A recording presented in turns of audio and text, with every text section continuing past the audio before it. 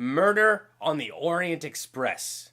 Good movie, worth seeing on the big screen. Laura, what did...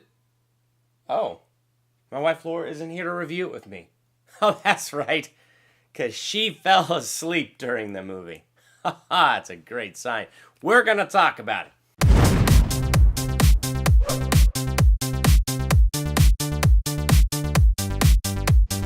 Welcome to Durbania, I'm Durbin, and this is my spoiler-free review for Murder on the Orient Express. It's not all this movie's fault that my wife fell asleep in this movie. She fully intended to watch it and do this spoiler-free review with me, but we both got really sick this week. We were in Colorado last week, and I think flying home we caught something from the airplane. Do you hear my voice? I lost it altogether this week. Thankfully, I was able to knock out a Mario Odyssey review and the theological analysis I'm going to drop this Saturday. I was able to knock those out. That might have been what pushed my voice over the edge, and it was just like gone. And my wife and I have just both been wiped out this week. And so we go see this movie. It is no surprise to me that she just conked right out. I was kind of fighting to stay awake in parts of this. Again, not all the movie's part, but I will say some of the movie's fault. So it's not the best movie, it's not the worst movie, but first let's hit those positives. The most overwhelming positive of this movie that I can walk away talking about is Kenneth Branagh. I like him as a director, I like him as an actor. He directed this movie, he was the lead character in this movie, and he was fantastic. I loved the character he played. Hercules, or however you pronounce his name. It looks like Hercules on paper, but you don't pronounce the H.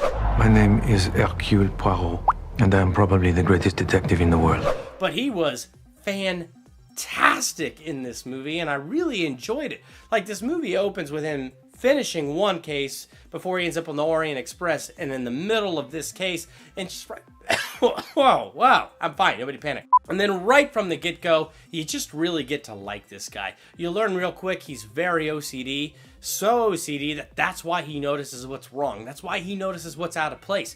Because what's wrong and what's out of place painfully bothers this guy. And where that should be a very annoying trait that annoys us all, Kenneth Branagh, he pulls it off in such a way that it just makes you laugh and it endears you to him. Great moments where somebody's tie is slightly crooked and he's like, could you please straighten that? He orders eggs for breakfast. He has to measure them and make sure they're both the same size.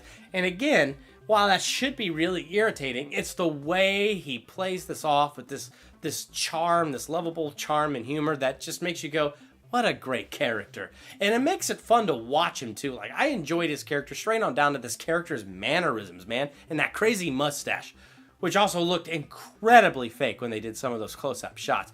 But beyond that, it's still cool, and I get the concept that it's cool. But he did a really great job in this, and so, I mean, that was the main thing that kept me engaged in this movie was Kenneth Branagh. It was his character. That was what truly held my attention and truly kept me engaged. Like, I liked his character so much, I cared about who the murderer was because I cared about watching him solve it. And I wanted him to solve it. I wanted to see how he was going to pull it all together. I was anxiously awaiting that big reveal in the end to see how everything was going to come together and how he was going to pull it all together. Those moments where he struggled, I was like, come on, man. You got this. You've done so much more. You could do this. Like, I just thought Kenneth Branagh did a great job endearing me to his character. And that by far was like the best part of this movie.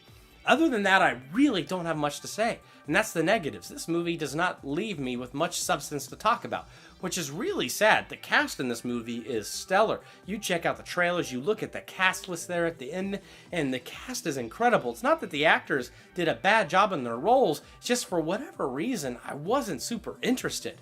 The only reason I was interested, again, was because I cared about Kenneth Branagh's character, and I cared about how he was going to solve this.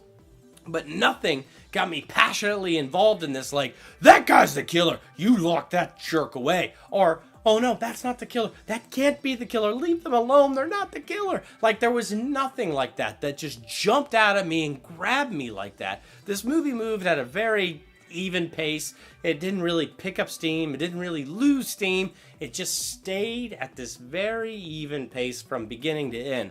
Perfect recipe for my wife who just took Mucinex and is watching something moving at such an even speed and fell right to sleep.